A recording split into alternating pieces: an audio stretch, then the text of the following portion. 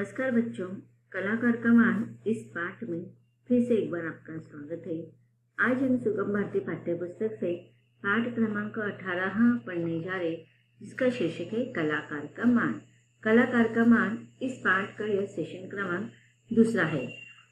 तो बच्चों, पाठ के पहले सेशन में हमने देखा था कि साधु ने राजा के पास आने से मना कर दिया था। तो इससे हमें साधु के विशेषताओं का पता चलता है कि साधु जो है वह स्वाभिमानी भी है और उसकी निर्भीकता भी हमें उस पाठ के कहानी के परिच्छेदों में समझता है कि वो एक निर्भीक है। अब आगे क्या होता है हम पाठ के द्वारा पढ़ेंगे और समझेंगे। उसके लिए आपको पाठ निकालना पड़ेगा। चलिए जल्दी से पाठ्य पुस्तक निकालिए। तो बच्चों, अब तक हमने देखा कि एक राज्य में एक साधु था जो महान संगीतकार भी था। एक बार वहां के राजा को उस साधु के बारे में पता चल जाता है, तो उस राजा के मन में उसका संगीत सुनने की इच्छा प्रकट होती है। राजा अपने अनुचर साधु के पास भेजते हैं। जब अनुचर साधु के पास पहुंचते तो साधु विनय पूर्वक राजा के पास जाने से मना कर देता है। यह बात सुनकर राजा क्रोधित हो गया।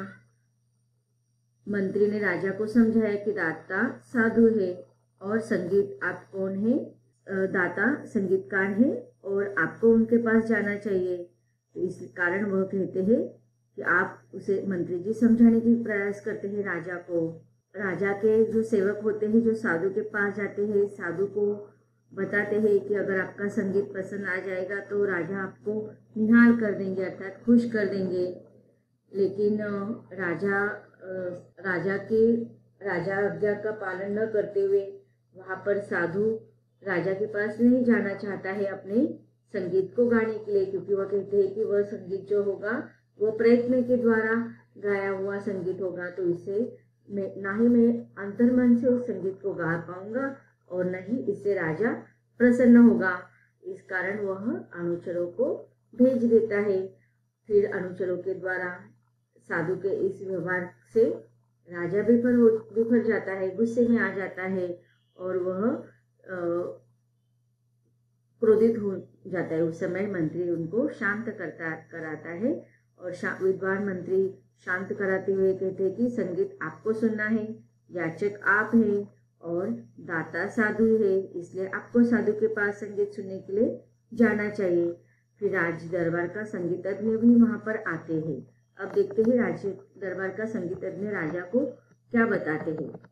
उस संगीतज्ञ ने कहा, महाराज, वह साधु तो सचमुच स्वर्ग का गंधर्व है, शायद किसी देवश्राप से श्रापित होकर इस पृथ्वी पर आ पहुंचा है।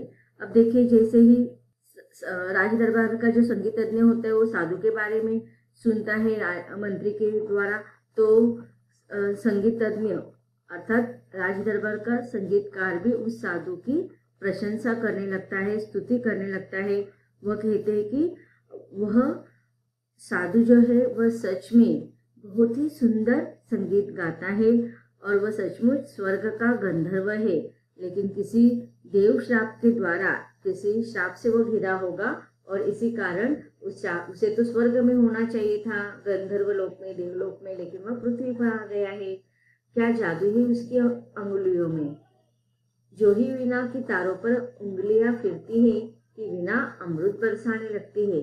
उसने सत्य ही कहा है महाराज की सच्चा संगीत पैदा किया नहीं जाता, वह संयोग से स्वयं जीवंत हो उठता है।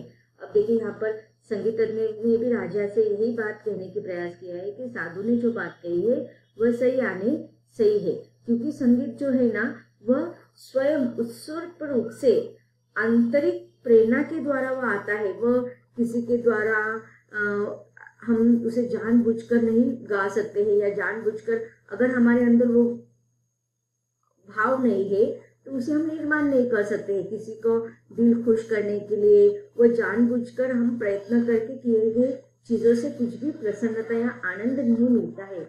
इसीलिए वह कहता है कि संगीत कभी पैदा नहीं किया जा सकता है, वो तो संयोग से स्वयं ही अंतर्मन में जीवंत हो उठता है। कलाकार यदि आप भी उसकी कला के प्रशंसक हो तो तब तो वह वास्तव में ही बहुत विद्वान होगा। यह बात सुनकर तो आपने हमें विवश कर दिया है कि उसके पास चलकर ही उसके संगीत का आनंद लिया जाए। अब देखिए राजा जो है मंत्री और राज दरबार के संगीतकार की बात सुनकर कहते हैं कलाकार, अर्थात एक यहाँ पर कलाकार किसे कहा गया है, अब राज दरबार के संगीतकार के लिए। अगर आप लोग उसकी इतनी प्रशंसा कर रहे, उसकी इतनी स्तुति कर रहे हैं, तो सच में वह बहुत ही विद्वान होगा, वह बहुत ही सुंदर संगीतकार होगा। और आप लोगों की बात सुनकर मैं अब उसके संगीत को सुनने के लिए विवश हो गया हूँ, आतुर हो गया है। अब मैं सच में वास्तव में उसके पास जाकर ही इस संगीत का आनंद लूंगा। कुछ क्षण रुकने के बाद राजा ने मंत्री को आज्ञा दी, मंत्री जी, मैं अपने संगीतज्ञ के साथ ही उस साधु की संगीत सुनने जाना चाहता हूँ। हमारे लिए 2 घोड़े मंगवाए जाए। अब देखिए राजा जो है अपने मंत्री जी को कहता है, आज्ञा देता है कि मैं अपने राज दरबार के संगीतकार के पास उस साधु के संगीत सुनने के लिए जाऊंगा। इसके लिए आप क्या करो, 2 घोड़े मंगवा दीजिए। मंत्री कुछ उत्तर देता, इसके पूर्व ही संगीतकार बोल उठता है, ऐसा गजब मत करना महाराज, यदि आपको सच्चा संगीत सुनना है तो आपको यह भुला देना होगा कि आप राजा है।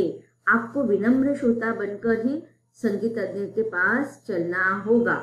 अब देखिए यहाँ पर संगीतकार भी राजा को समझाता है कि अगर आप महाराज बनकर संगीत सुनने चाहेंगे तो वह बात उस संगीतकार के संगीत में नहीं आएगी।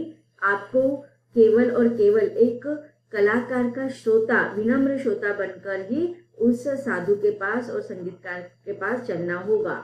तो क्या पैदल ही? राजा ने प्रश्न किया। न केवल पैदल ही बल्कि इन राजसी वस्त्रों को उतार कर भी। यदि आपने राजा बनकर संगीत सुना तो वह संगीत विशेष संगीत न बन पाएगा। वह संगीत तो फिर वही संगीत रह जाएगा जो हम नित्य आपको सुनाते हैं। अब राज दरबार के संगीतकार ने भी राजा को समझाया, न केवल आपको पैदल आना होगा बल्कि एक आम श्रोता बनकर उसके पास जाना होगा। आपको राज वस्त्र भी पहनने नहीं होंगे, तभी आप जाकर उसके मधुर संगीत का आस्वाद ले पाएंगे। एक कला का आस्वाद ले पाएंगे, नहीं तो वह संगीत एक आम संगीत बन जाएगा। कलाकार की शर्त बड़ी अजीब थी, किंतु राजा तो संगीत सुनने के लिए बेचैन था। उसने तुरंत अपने राजसी पोशाक उतारकर मामूली कपड़े पहन लिए और उस संगीतज्ञ के साथ चल पड़े। अब देखिए राजा के अंदर उस संगीतकार के, उस साधु के संगीत को सुनने की ललक थी, और यही ललक, यही चाह उस साधु के संगीत सुनने के लिए उनको विवश कर देते कि वह राज वस्त्र भी त्याग देते हैं। वो पैदल चलने के लिए तैयार हो जाते हैं, यहाँ तक कि राज वस्त्र त्याग कर वह केवल एक सामान्य मामूली कपड़े पहनकर संगीतज्ञ के साथ, अर्थात राज दरबार के संगीतकार के साथ साधु के पास चले जाते हैं। साधु की झोपड़ी पर पहुंचते पहुंचते उन्हें रात हो गई। क्यों? क्योंकि वह चलकर आ रहे थे। पूर्णमासी की रात थी, कार्तिक का महीना। शीतल चंद्रमा ने अपनी ज्योत्सना से उसकी दिन भर की थकान हर ली। अर्थात चंद्रमा, रात्रि का समय हो चुका था और इसी कारण चंद्रमा और उसके चांदनियां सारे आकाश में फैली हुई थी, और दिन भर जो प्रवास उन्होंने किया था, यात्रा की थी, तो दिन भर वो थक चुके थे। राजा अपने साथ आए संगीतकार से बोला।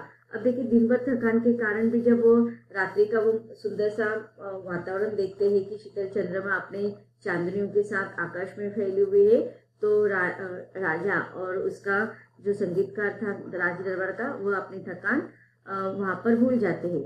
राजा अपने साथ आए संगीतकार से बोला, कलाकार, यदि इतने परिश्रम के बाद भी हम साधु का सच्चा संगीत न सुन पाए तो बहुत दुख होगा। कोई ऐसी युक्ति सोचिए जिससे हम साधु का हार्दिक संगीत सुन सके। अब देखिए राजा राज दरबार के जो संगीतकार थे, दोनों एक साथ आए हुए थे राजमहल से उस साधु के आश्रम तक। तो वो कहते कि इतने परिश्रम के साथ हम आए हैं, और जो जिस चाहत के लिए हम आए हैं, जिस कला का आनंद लेने के लिए हम आए हैं, अगर वह संगीत न सुन पाएंगे तो बहुत दुख की बात होगी। तो इसलिए कुछ ऐसा आप कीजिए, कुछ ऐसी युक्ति सोचिए जिससे कि हम उस कला का आस्वाद ले सके, उस कला का, उस संगीत का आस्वाद ले सके। तो अब देखिए यहाँ पर राज दरबार का जो संगीतकार है वो भी एक कलाकार है, लेकिन वह खुद कलाकार होने के साथ साथ वो दूसरे की कला का भी वह आदर करता है।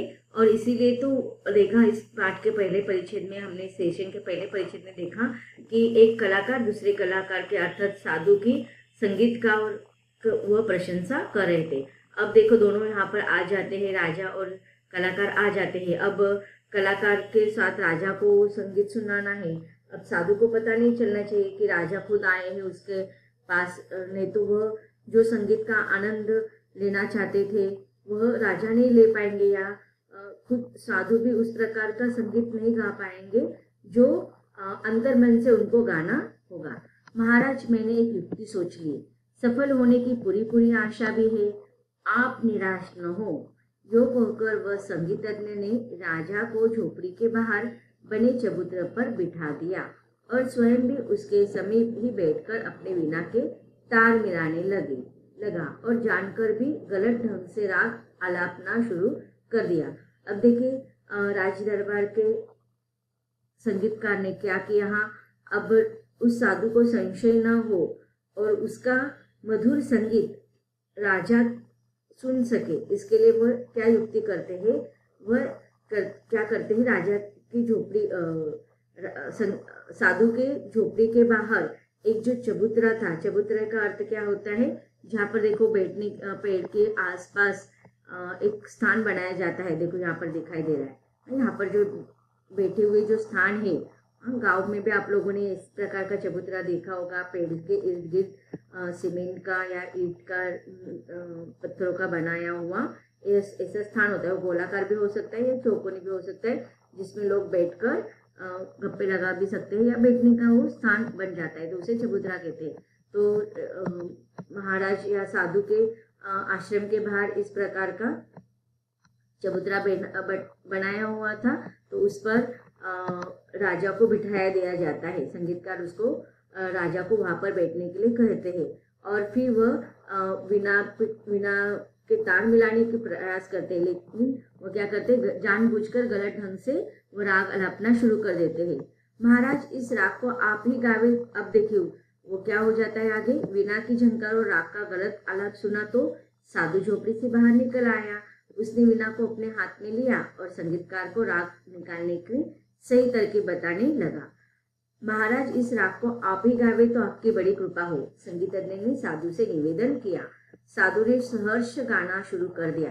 अब देखिए यहाँ पर जिस उद्देश्य से कलाकार और राजा आया था वो वहां पर हो जाता है कि राज दरबार का जो संगीतकार था वो जानबूझकर गलत ढंग से वो संगीत गाना आरंभ कर देता है। तो जब वो साधु वह सुनता है तो वो खुद सही ढंग से सहर्ष गीत गाने के लिए, संगीत गाने के लिए शुरू कर देते हैं। साधु ने सहर्ष गाना शुरू कर दिया। गायक और श्रोता सब आनंद में डूबकर आत्मविभोर हो गए। उन्हें यह भी पता न चला कि चंद्रमा सूरज के रूप में बदल गया, अर्थात पूरी रात बीत गई, रात्रि का समय था, लेकिन उनके उस गीत संगीत का प्रभाव इतना चलता रहा कि सुबह हो गई, फिर भी किसी को पता नहीं चला। जब वे आनंद के संसार से निकलकर वास्तविक दुनिया में लौटे तो पता चला कि रात जा चुकी है। साधु को अपने दैनिक कृत्य करने थे। उसने बिना संगीतकार को लौटाते हुए कहा, सचमुच आनंद आ गया आज तो। हाँ महाराज, सचमुच आनंद आ गया। राजा को अपने सामने देखा तो साधु कुछ सकपकाया। तभी राजा के साथी संगीतज्ञ ने सारी कहानी साधु को सुना दी। महाराज, आपके पास बिताए इन आनंदों के क्षणों की तुलना में मेरा सारा राज्य आप पर तुच्छ है। मेरा अहंकार गल गया है। यो कहते कहते राजा की आंख भर आई और अनमोल मोती साधु के पैरों में लुढ़क पड़े। तो देखो यहाँ पर एक कलाकार को किस प्रकार से सम्मानित किया गया। राजा का जो गर्व था वो यहाँ पर खत्म हो जाता है और राजा अपने राज दरबार के सारी संपत्ति उन पर देना चाहते थे, कुछ भी मांगने के लिए कह रहे थे, लेकिन यहाँ पर अब वो अपना राज्य भी तुच्छ मानते हैं। तो राजा के जो अश्रु साधु के पैरों पर लुढ़क जाते हैं तो वही उसका मान होता है, वही उसका आत्मसम्मान होता है। तो इस प्रकार हम पाठ के अंत में देखते हैं कि कलाकार का मान कैसे दिया गया है। तो इस पाठ का शीर्षक भी हमें पता चल रहा है कि कलाकार का मान क्यों रखा गया होगा। राजा का गर्व अंत में कम हो जाता है, नष्ट हो जाता है। अंत में राजा साधु के पैरों में गिर पड़ता है और वो क्या कहते हैं, पश्चाताप रूपी अश्रु उनके चरणों पर अर्थात साधुओं के चरणों पर गिर पड़ते हैं। अर्थात वही कलाकार का मान था और वही एक हम कह सकते हैं कि जिसे अनमोल मोती कहा गया है। अर्थात राजा के आंखों से जो पश्चाताप रूपी अश्रु जो कलाकार का उन्होंने अपमान किया था, आज वह अश्रु के रूप में साधु के अर्थात संगीतकार के पैरों में गिर पड़ते हैं। तो बच्चों, इस प्रकार यह पाठ यहीं पर समाप्त होता है। धन्यवाद।